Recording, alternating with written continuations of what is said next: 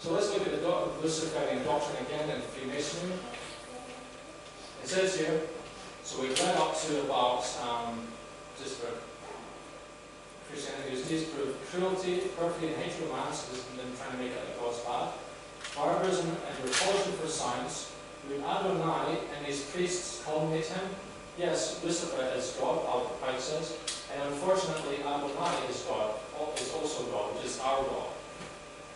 For the eternal law is that there is no light without shade, no beauty without ugliness, no white without black, for the absolute can only exist as two gods, darkness being necessary to the statute and the break to the locomotive. Thus, the doctrine of Satanism is a heresy, so they're not Satanists, you know, they've got a different way of thinking. And the true and pure philosophical religion is the belief in Lucifer, the equal of Adonai. So they think that Lucifer is at the same level of power as God. And he says here, but Lucifer, God of light and God of good, they believe is good, is struggling for humanity against Adonai, the God of darkness and evil. So they're actually trying out that our God is going to be flat in their way of thinking. And it says here, Lucifer, the light bearer, strange and mysterious name to give to the spirit of darkness. So they know this is a being that's in the Bible. It's meant to be evil, but they're perceiving it as something good instead. Lucifer, the son of the morning, is it he who bears the light, and with its splendors, intolerable, blinds feeble, sensual, or selfish souls, doubt it not. So this will help us to get an idea of how these Luciferian people think. You know, and of course we understand that Satan is at war with God anyway, and you know, and it's mainly to bring people to hell, isn't it? You know, but of course they're not seeing it that way. So Luciferian doctrine is about Lucifer, the prince of darkness, being good, and Adonai, our God, they perceive to be bad. The Luciferian popes and priests will believe the same because they are connected to Freemasonry anyway, as we, you know, at a very high level.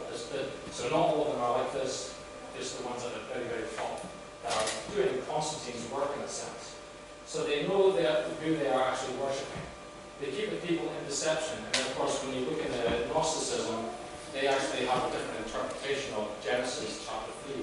They actually saw the serpent as a hero because they think that the serpent had given mankind knowledge on how to become a god. You know, so you can see the deception that Satan is twisting the scriptures, and the Gnostics, and then of course you're some into a lot of Gnostic Catholics as well, which that extra Latin tradition was involved in. So when you sometimes, you know, so if you were maybe looking at people at the Vatican, maybe a Pope or not, we don't know what they could be involved in. You know, we won't know their background, and that's very disturbing. I'm trying to figure out. Now this is from a Catholic website. This is at thevatican.com. They actually had taken us down, but thankfully I copied and pasted all this information here. You know, because they're actually talking a bit on the Luciferian doctrine here. And this is a Catholic priest, I think it's a Catholic priest, speaking from the Vatican.com website. And he says, he's answering someone's question about Lucifer, and he says to this guy, he says, this Catholic priest or whoever he is, he says, wow, you think you're the first guy to figure something new out? Excuse me. You know, I'm not the first person to realize this. You guys know this? Because someone from the Vatican kindly tapped the Pope on the shoulder and direct his attention this way. I believe the public is ready for the truth. Jesus and Lucifer are one and the same. See how they're trying to make them equal? It's the way that these people think. You know, so whoever wrote this is obviously a high-level Luciferian. Could be a priest or a bishop, or you know. Jesus had to learn his godliness. He was born here as a man. He messed up just like we all do. We know that's not true. We're all human. He learned to be better than that and grew up.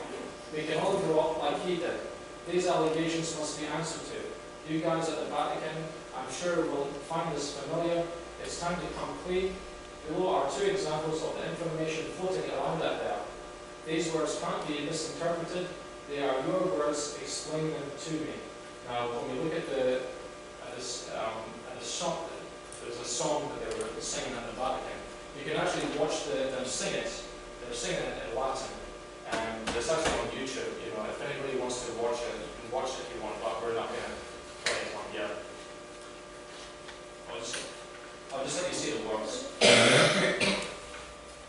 here, Lucifer was in translation.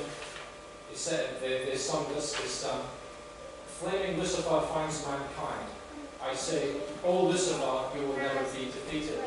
Christ is your son. And of course, that would have to be Apollyon, from the Roman, because they're doing Constantine's work. Who came back from hell, shed his peaceful light, and is alive, and reigns in the world without end. And then, of course, we put the Lion translation just right there.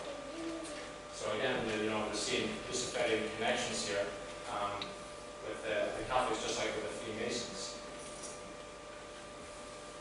And of course, what I find interesting at the Vatican, I think this is in the library, but this is actually a Vatican crest. And what we have there is a dragon. I find that interesting that they would actually have a dragon. They've got a different way of looking at the Bible from us. The dragon is actually Satan of Revelation 13 and Revelation 12. We're just going to read this in Revelation 13, verse 4. And they worship, which is the world eventually in the future when the Antichrist is around. And they worship the dragon, is Satan, which gave power unto the beast, which is Apollyon, which is the false Jesus that Constantine had laid the foundations for. Now it starts to make sense why it's saying, why the text is saying this. And they worship the beast, saying, who is like unto the beast, who is able to make war with him? And of course we know that this is talking about the Antichrist with Apollyon going against the countries, taking over the countries. So what my conclusions have led me to is that the evidence shows that high-level Freemasonry and Roman Catholicism are connected to each other. We've seen the evidence that connects the two together, and that the ones at the very below are in opposition to each other. Two, we have the Catholic dogmatic, it's connected to the churches. And of course, we understand that the all-seeing eye of Apollyon in many of these churches, and as we understand, Alice Bailey talked about that these churches, as well as Freemasonry, are going to be initiating centers for the new universal religion.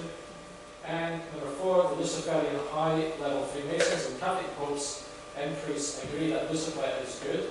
They're just not telling us.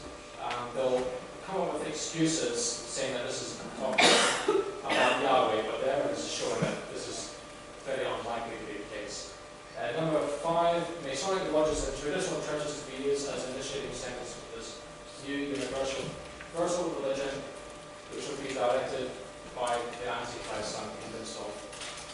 And basically that's really all I've got time for, and hopefully this is going to help us to make sense. Because when we understand the foundations of how these people think, it will start to make sense what's actually going on in the world. So we need to go to Rome first, because Revelation 12 and 13 is the dragon, which is represented as a kingdom, which would be Rome.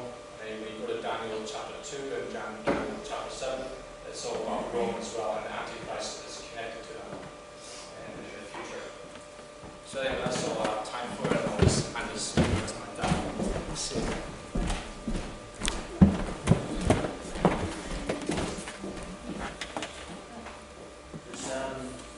It's quite shocking, really. It was one of the slides I just took down. There's, have you ever wondered why there's graveyards in Protestant churches? We've seen the evidence of skulls and bones and stuff in some of these cathedrals, but it didn't click until I think I was going through this to me just the other day there. Why they have graveyards planted, why you have the dead around that which is symbolic of life. When Jesus said, I am a God of the living and not a God of the dead. And remember the man that said to the Lord, he says, let me go and bury my father first. Yes. And then I'll come and follow you. And Jesus says, let the dead bury their own dead. So Jesus distanced himself from death. And yet we see churches all over this country with graveyards all around them. And the reason why is because of what they're doing in the graveyards. It's horrendous. It's horrendous.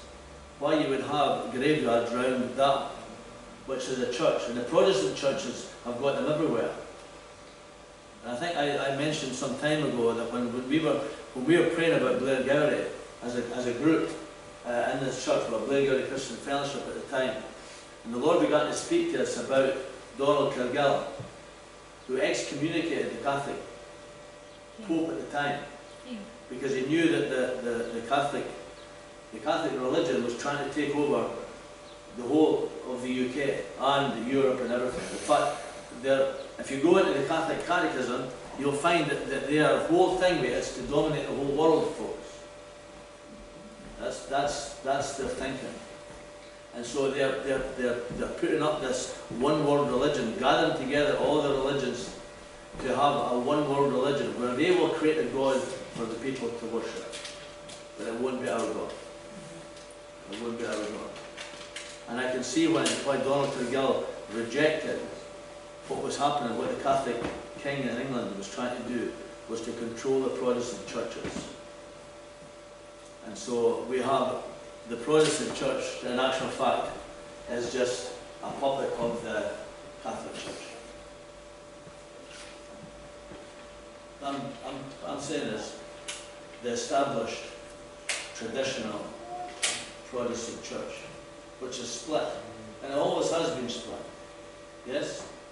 Because there are those who are born again, and there are those who just have no idea what it is to be born again. They're kept in darkness. Like the Catholics are kept in darkness. Okay? I know it's messing with your head. It messed with my head as well. But the Lord showed us years ago why the true born-again believers, like Donald Cargill, who was eventually murdered and was hung in Edinburgh, about 20 or so people from this area were executed for the faith. Why he rejected what was going on with the parish system. Because he knew that the parish system was going to be under the dominion of the Catholic bishops. And so what we have today is a parish system that is still under the dominion of the Catholic bishops. It's sad, isn't it?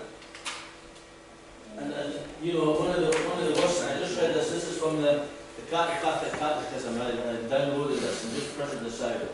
Just to show you one of the heresies. You know, Martin Luther, he nailed 95 theses on the door of the cathedral in Wittenberg, didn't he? 95 reasons why he rejected what Catholicism was doing to the people.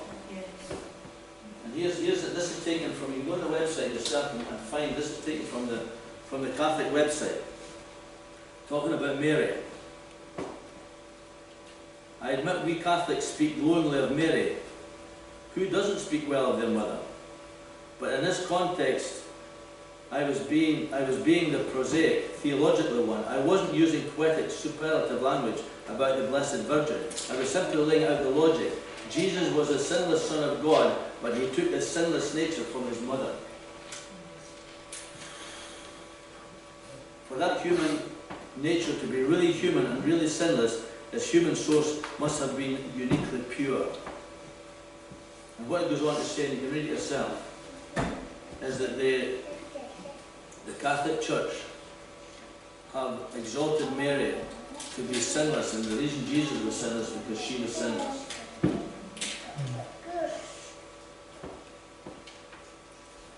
It says this, hence if anyone shall dare, which God forbid, to think otherwise, I'll go to the start. We declare and pronounce and define that the doctrine that holds the most blessed Virgin Mary, in the first instance of her conception, by a singular grace and privilege granted by Almighty God, in view of the merits of Jesus Christ, the Saviour of the human race, was preserved free from all stain of original sin.